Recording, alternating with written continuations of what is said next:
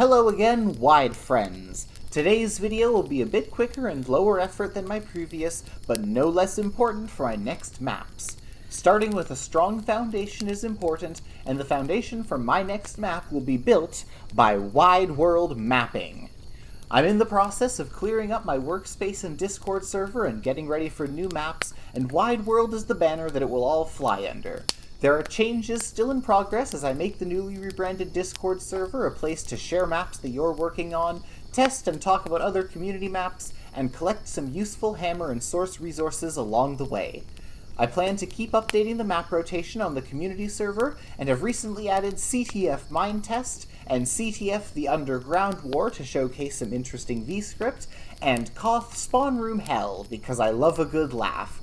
There will be more maps to come, and maybe one day I'll fix the map vote, which my server just seems to ignore for some reason. Game spaghetti! But now isn't the time to bemoan Source Engine Italian food.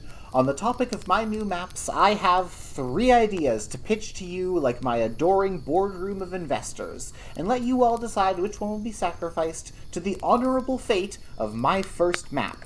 Everyone knows the first pancake's always a little rough, but that's just the way the cookie crumbles, and you've got to start somewhere. So let's have a look at where those somewheres could be while I take a break from writing this script to eat something.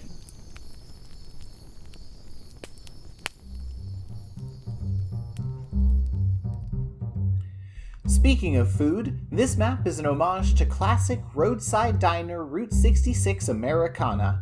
CTF Food Fight is an urban-themed map, though rather than taking place in the cramped, smoky, neon-bathed back alleys of East Asia, this focuses on 2 opposing restaurants in the cramped, smoky, neon-bathed back alleys of Manhattan. Big Blue Burgers and Red's Country Grill have been catering Manco's company events for ages, but what makes their burgers so damn good? Break into the opposing restaurant and steal their secret recipe. The teams spawn each in their motel next to the respective restaurant, above a parking lot and alleys for flanking.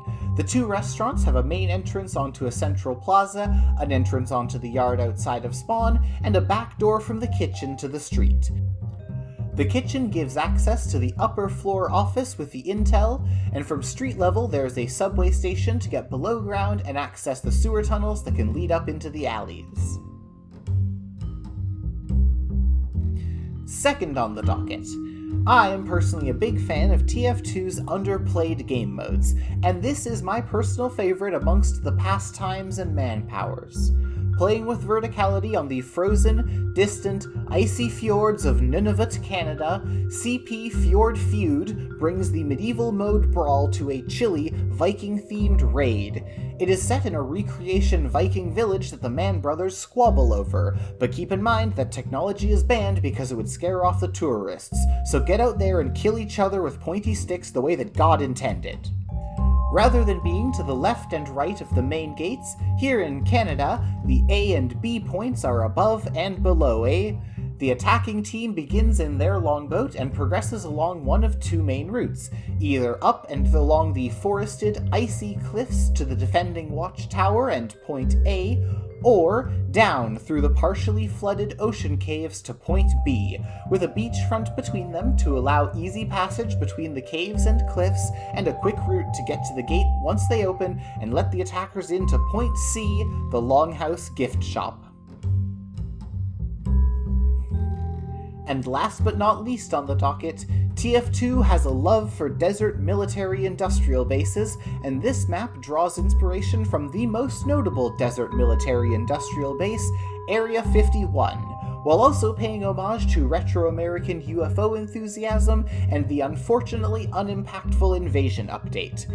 This is Koth Roswell. When the Snowy Coast saucer was taken to the States from Antarctica, it got held by customs. The Mann brothers don't want to pay the massive import fees, so they've hired you to break in and steal back their rightful property from those rotten, no-good pirates at US Customs. An aircraft hangar dominates the exterior area of the map, with a runway providing a ground-level flank route along one side. An additional flank route runs below through the secret underground alien dissection lab.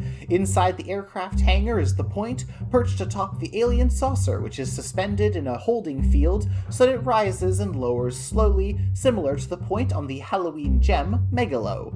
Depending on the current elevation of the point, it will be accessible from the ground floor of the hangar, a middle layer with platforms, or catwalks or rafters to drop down to onto the point.